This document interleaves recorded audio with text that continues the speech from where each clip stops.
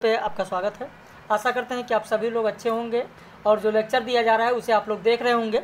इस समय नाटक विधा चल रहा है। नाटक विधा चल क्या रहा है, समाप्त होने वाला है। अंतिम दौर में हम लोग चल रहे हैं। जयशंकर प्रसाद का नाटक हो रहा है, जिसमें कल ध्रुव स्वामिनी नाटक कराया गया। आज लोगों को स्कंदगुप्त नाटक पर आधारित विस्तृत वीडियो लेक्चर दिया गया और कल चंद्रगुप्त नाटक सोमवार को करा दिया जाएगा और यह इकाई समाप्त होगी। फिर इसके बाद में परसों से निबंध की इकाई प्रारंभ होगी। तो अगर आप चैनल पर हमारे नए हैं, पहली बार आप देख रहे हैं, चैनल को सब्सक्राइब कर लीजिए ताकि जो भी वीडियो पब्लिश किया जाए उसका नोटिफिकेशन आपको मिल सके। और परसों से नया बैच प्रारंभ हो रहा है, यानी मंगलवार से नया बैच प्रारंभ हो रहा है। मंगलवार से नया बैच प्रारंभ होगा निबंध की इकाई से। बुधवार को रक्षाबंधन की छुट्टी रहेगी। तो अगर आप जुड़ना चाहते हैं, आप हमारे इस नंबर पर फ़ोन करके व्हाट्सएप करके जुड़ सकते हैं, अपना रजिस्ट्रेशन करा लें। फीस आप रक्षाबंधन के बाद 1 या 2 तारीख को आप सबमिट कर सकते हैं। बाकी आप रजिस्ट्रेशन करा लें इस नंबर पर, ताकि 2-3 दिन का आपको डेमो मिल जाए। जो भी नए लोग हैं, चाहे वो यूजीसी नेट के लिए जुड़ना चाहते हैं, चाहे वो यूपीएचईएससी हायर के लिए जुड़ना चाहते हैं, चाहे वो मध्य प्रदेश असिस्टेंट प्रोफेसर या राजस्थान असिस्टेंट प्रोफेसर के लिए जुड़ना चाहते हैं, तो भी वह हमारे इस नंबर पर संपर्क करें। आज जो स्कंदगुप्त नाटक कराया गया उस पर तो लाइव कक्षा में प्रश्न होंगे ही होंगे, लेकिन कुछ प्रश्न यहाँ पर पब्लिश किए जा रहे हैं, आप लोगों के साथ शेयर किए जा रहे हैं। आप भी देखें और आपको आभास होगा कि आप परीक्षा में बैठे हैं। इस तरीके के प्रश्न बनाए जाते हैं, इस तरीके से प्रश्नोत्तरी कराई जाती है।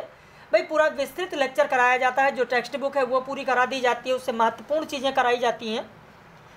तो जाहिर सी बात है कि आपके पाठ्यक्रम में जो रचनाएं लगी हैं, प्रश्न वहीं से आ रहा है और वहीं से आता भी है।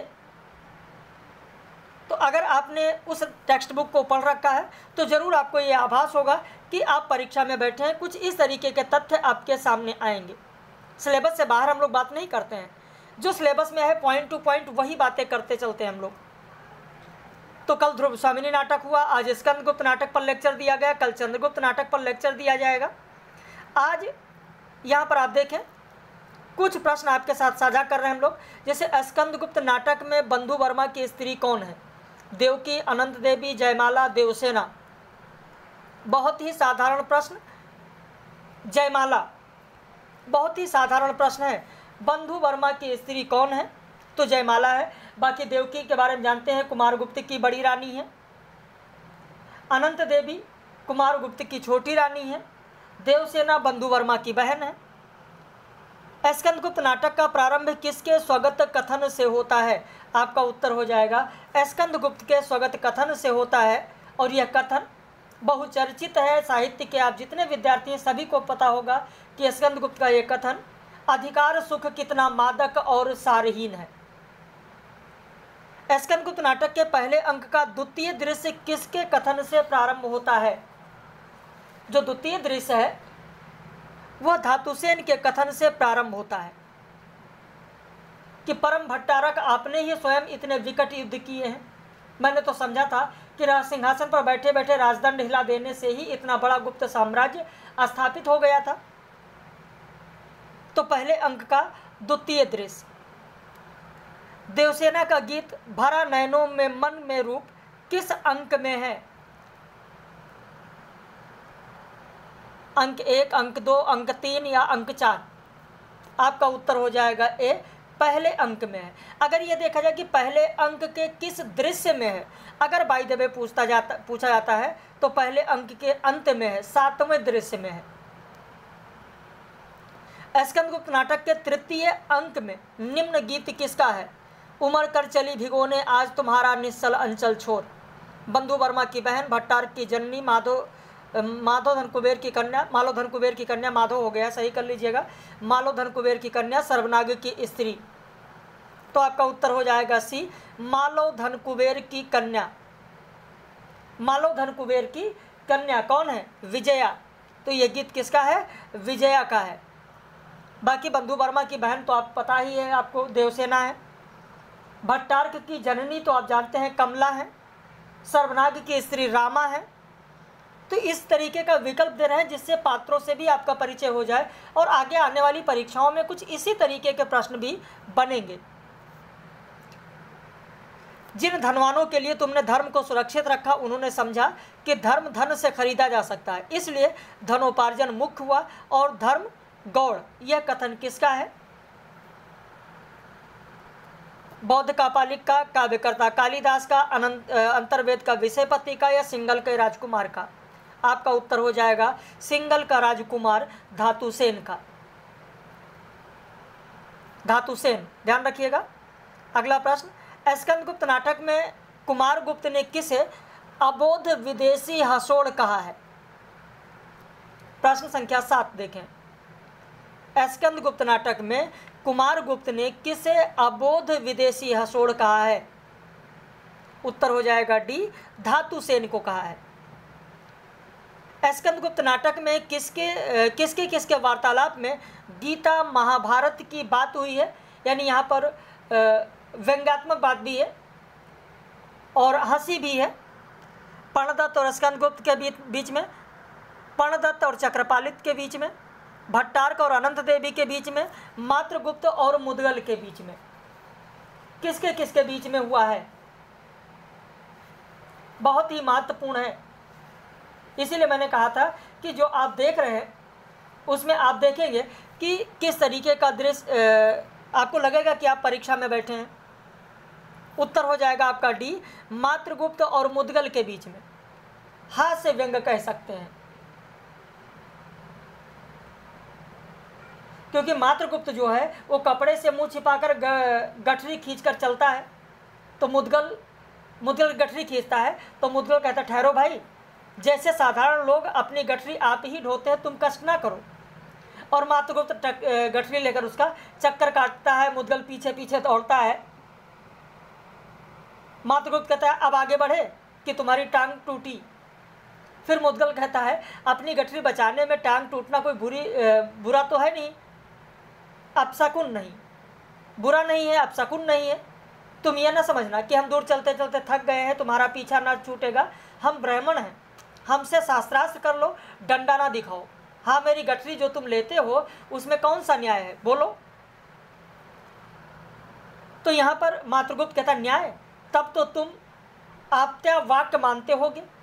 कहता अच्छा, तो तर्कशास्त्र लगाना पड़ेगा। हाँ, तुमने गीता पढ़ी होगी, हाँ तुमने गीता पढ़ी होगी। मुदगल कहता हाँ अवश्य, ब्राह्मण और गीता ना पढ़े। तो मात्रगुप्त कहता है उसमें लिखा है ना, जो उसमें श्लोक लिखा है, एक श्लोक की बात करता है और फिर कहता है कि इतनी छोटी सी गठरी और इतना बड़ा झगड़ा। मुदगल कहता है वो तुम समझे नहीं। तो मात्रगुप्त कहता है क्या?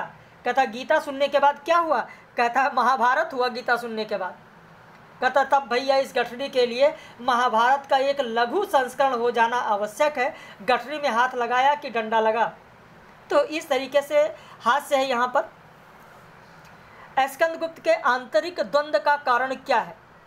प्रश्न संख्या 9 देखें। पारिवारिक आंतरिक षड्यंत्र और कलह, मालव के धनकुबेर की कन्या विजया का स्कंदगुप्त से अलग होना, बंधु वर्मा की बहन देवसेना का स्कंदगुप्त से अलग होना। विकल्प है 1 2 2 3 1 3 1 2 3। तो आपका उत्तर हो जाएगा डी 1 2 3। मात्रगुप्त के आंतरिक द्वंद्व का कारण क्या था? समाज में कवि को सम्मान न मिलना, प्रेयसी मालिनी के वेश्या बन जाने की पीड़ा, राज्य से बहिष्कृत किए जाने की पीड़ा। 1 2 2 3 1 3 1 2 3। अब बहुत सारे लोग कहेंगे कि डी होगा, लेकिन ध्यान दीजिए ए होगा 1 और 2। राज्य से बहिष्कृत किए जाने की पीड़ा का कहीं कोई जिक्र है ही नहीं है। मात्रगुप्त को राज्य से बहिष्कृत किए जाने का कहीं कोई उल्लेख ही नहीं है। बहिष्कृत क्यों किया जाएगा? ऐसा उसने क्या अपराध किया है? तो बहिष्कृत का तो कहीं कोई सवाल ही नहीं उठता है। अनंत देवी द्वारा देवकी की हत्या के षड्यंत्र में कौन शामिल नहीं है? भट्टार्क, रामा, सर्वनाग, प्रपंच बुद्धि। आपका उत्तर हो जाएगा बी, रामा नहीं शामिल है। रामा तो ही बचाने के लिए पहुंच जाती है। देवकी की हत्या का जो षड्यंत्र रचा जाता है उसमें देवकी को बचाने के लिए ढाल के तरीके से रामा ही तो पहुंच जाती है, बाद में स्कंदगुप्त पहुंचता है। अपने कुकर्मों का फल चखने में कड़वा परंतु परिणाम में मधुर होता है, कथन किसका है? विजया, भट्टार्क, पर्णदत्त, देवसेना। आपका उत्तर हो जाएगा बी, 12 का बी, भट्टार्क। अगला प्रश्न देखें, स्कंदगुप्त का कथन कौन सा है? सच है, आवश्यकता ही संसार के व्यवहारों की दलाल है, रणभूमि में प्राण देकर जननी जन्मभूमि का उपकार करो, कष्ट हृदय की कसौटी है, तपस्या अग्नि की, ब्राह्मण क्यों महान है? इसलिए कि वह त्याग और क्षमा की मूर्ति हैं। इनमें स्कंदगुप्त का कथन कौन सा है? तो आपका उत्तर हो जाएगा बी, रणभूमि में प्राण देकर जननी जन्मभूमि का उपकार करो, यह स्कंदगुप्त का कथन है। आगे बढ़ें, लेकिन आगे बढ़ने से पहले आपके मन में भी एक सवाल आता होगा कि बाकी 3 कथन किसके हैं। तो सिर्फ उत्तर जान लेना अधिक नहीं है आपके लिए, यह भी जानना जरूरी है आपके लिए कि अगर और कथन दिए हैं और विकल्प दिए हैं तो उसमें क्या होगा। सच है, आवश्यकता ही संसार के व्यवहारों का दलाल है, लिख लीजिए अगर नहीं पता है, विजया का कथन है। पहला कथन विजया का है। कष्ट हृदय की कसौटी है, तपस्या अग्नि की, यह देवसेना का कथन है। ब्राह्मण क्यों महान है? इसलिए कि वह त्याग और क्षमा की मूर्ति हैं, यह धातुसेन का कथन है। हम देश की प्रत्येक गली को झाड़ू देकर ही इतना स्वच्छ कर दें कि उस पर चलने वाले राजमार्ग का सुख लें, कथन किसका है? कौन कहता है? आपका उत्तर हो जाएगा बी, सर्वनाग का कथन है। स्कंदगुप्त नाटक का अंत किसके आंसू और करुणा उच्छ्वास से होता है? विजया, देवसेना, स्कंदगुप्त, अनंत देवी। आपका उत्तर हो जाएगा सी, स्कंदगुप्त। स्कंदगुप्त नाटक के किस अंक में स्कंदगुप्त की माता देवकी का देहांत होता है? अंक 2, अंक 3, अंक 4, अंक 5। उत्तर हो जाएगा सी, अंक 4 में। परिवर्तन ही सृष्टि है, जीवन है, स्थिर होना मृत्यु है, निश्चेष्ट शांति मरण है, यह कथन किसका है? आपका उत्तर हो जाएगा बी, धातुसेन। प्रश्न कैसे लग रहे हैं? अपनी प्रतिक्रिया जरूर व्यक्त कीजिएगा। और एक बार पुनः आपको बता दें, आज अभी रविवार है, कल सोमवार को जयशंकर प्रसाद का नाटक चंद्रगुप्त होगा और मंगलवार से नया बैच प्रारंभ होगा। निबंध इकाई से मंगलवार से नया बैच प्रारंभ होगा। आप रजिस्ट्रेशन अपना करा सकते हैं। बुधवार को रक्षाबंधन की छुट्टी रहेगी, तो आप मंगलवार पढ़िए, बुधवार छुट्टी रहेगी। बृहस्पतिवार और शुक्रवार पढ़िए, 3 दिन का आपको डेमो मिल जाएगा। शनिवार या रविवार तक यानी 1 या 2 तारीख को आप पूरी फीस जमा करके अपना और लगातार अध्ययन प्रारंभ कर सकते हैं। क्योंकि बहुत सारे लोग कहते रहते सर डेमो, भाई वैसे मेरे हिसाब से अगर देखा जाए तो डेमो क्या होता? डेमो कुछ भी नहीं है। अगर कोई शिक्षक पढ़ा रहा है, आप उसे क्या जज करेंगे? अगर आपके अंदर जज करने की क्षमता होती तो शायद आप भी कहीं सेलेक्ट होते, शिक्षक होते। तो ये मेरा मानना है, लोगों का अपना अपना मानना होता है, ये मेरी राय है। तो प्रश्न संख्या 17 का उत्तर हो जाएगा आपका बी, धातुसेन। 17 का बी हो जाएगा धातुसेन। प्रश्न संख्या 18 देखें, स्कंदगुप्त नाटक में भट्टार्क का कथन कौन सा है? निर्लज्ज हार कर भी नहीं हारता, मरकर भी नहीं मरता। शंका ना करो, श्रद्धा करो, श्रद्धा का फल मिलेगा। एक दुर्भेद नारी हृदय में विश्व प्रहेलिका का रहस्य बीज है। विश्व प्रेम, सर्वभूत हित कामना परम धर्म है। विकल्प है 1 2 3 2 3 4, 1 3 4, 1 2 3 4। अब जो नहीं जानते होंगे वो 1 2 3 4 लगाएंगे, जो कि गलत है। 18 का ए होगा। जो यहाँ पर चौथा कथन दिया गया, अगर आप लिखना चाहें तो लिख लें, जयमाला का कथन है। जयमाला का कथन है। स्कंदगुप्त नाटक का अंत ना तो सुखांत है ना दुखांत, प्रसादांत है। कथन किसका है?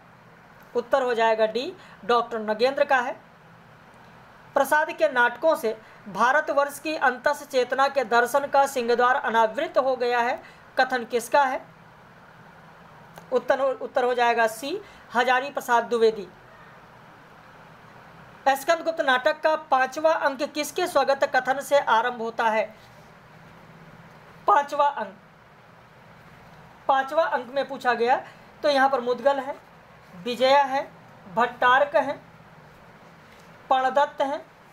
तो जो 5वां अंक है वो किसके स्वगत कथन से होता है? स्वगत कथन अगर आपको नहीं पता है तो बता दें, वो कथन राजा से, स्वगत कथन बताइए किसका है? कि राजा से रंक और ऊपर से नीचे, कभी दुर्वृत्त दानो, कभी स्नेह संवलित मानो, कहीं बीड़ा की झनकार, कहीं दीनता का तिरस्कार। और सिर हाथ पर रखकर बैठ जाता है, कहता भाग्य चक्र तेरी बलिहारी। बताइए किसका कथन है? अब तो याद आ गया होगा, मुद्गल का है, मुद्गल का है। अगला प्रश्न, स्कंदगुप्त नाटक के चौथे अंक के अंत में जब स्कंदगुप्त मूर्छित हो जाता है तो उसे कौन उठाता है? विजया, देवसेना, कमला, अनंत देवी। बताइए, हिंट दे दें। भट्टारक की जननी, अब तो पता हो गया होगा, भट्टारक की जननी यानी कमला। अगला प्रश्न देखें, स्कंदगुप्त नाटक का तीसरा अंक किसके स्वगत कथन से प्रारंभ होता है? तीसरे अंक की बात हो रही है। विकल्प में है प्रपंच बुद्धि, भट्टारक, विजया, देवसेना। कथन कौन सा है बता दें। हो सकता है कि आपको याद आ जाए अगर आपने पढ़ा है कि सब विफल हुआ, इस दुरात्मा स्कंदगुप्त ने मेरी आशाओं के भंडार पर अर्गला लगा दी। कुसुमपुर में पुरगुप्त और अनंत देवी अपने विडंबना के दिन बिता रहे हैं। भट्टारक भी बंदी हुआ, उसके प्राणों की रक्षा नहीं। क्रूर कर्मों की अवतारणा से भी एक बार सधर्म के उठाने की आकांक्षा थी, परंतु वह दूर गया। नहीं पता? चलिए, प्रपंच बुद्धि, ध्यान रखिएगा, प्रपंच बुद्धि।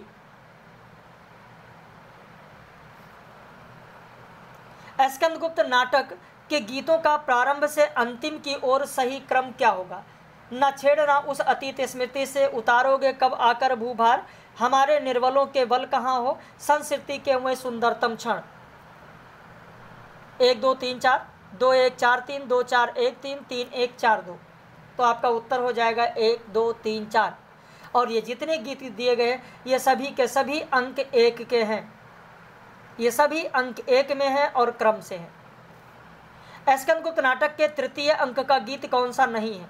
उमड़ कर चली भिगोने, आज सब जीवन बीता जाता है, मांझी साहस है खेलोगे, पालना बने प्रलय की लहरें। उत्तर हो जाएगा डी, पालना बने प्रलय की लहरें। यह दूसरे अंक का गीत है, ये तृतीय अंक का गीत नहीं है। पूछा गया तृतीय अंक का गीत कौन सा नहीं है, तो आपका उत्तर होगा डी, पालना बने प्रलय की लहरें। तृतीय अंक का गीत नहीं है, बल्कि यह द्वितीय अंक का गीत है। तो इस तरीके से 25 प्रश्न मैंने दिया, आप लोगों को नए बैच की जानकारी भी दे दी गई है। अगर आप नए हैं या जुड़ना चाहते हैं तो आप ज़रूर इस नंबर पर संपर्क कर सकते हैं। निबंध की इकाई से मंगलवार से बैच प्रारंभ होगा, जिसके लिए रजिस्ट्रेशन आज ही से प्रारंभ है। आप रजिस्ट्रेशन करा सकते हैं, इस नंबर पर फ़ोन कर सकते हैं या व्हाट्सएप कर सकते हैं। और बाकी कल जयशंकर प्रसाद का नाटक चंद्रगुप्त कराया जाएगा, परसों से निबंध विधा प्रारंभ होगी। तो हम लोग फिर मिलेंगे ऐसे ही महत्वपूर्ण प्रश्नों के साथ, लेकिन अपनी प्रतिक्रिया देना बिल्कुल भी आप ना भूलें कि यह प्रश्न आपको कैसे लगे।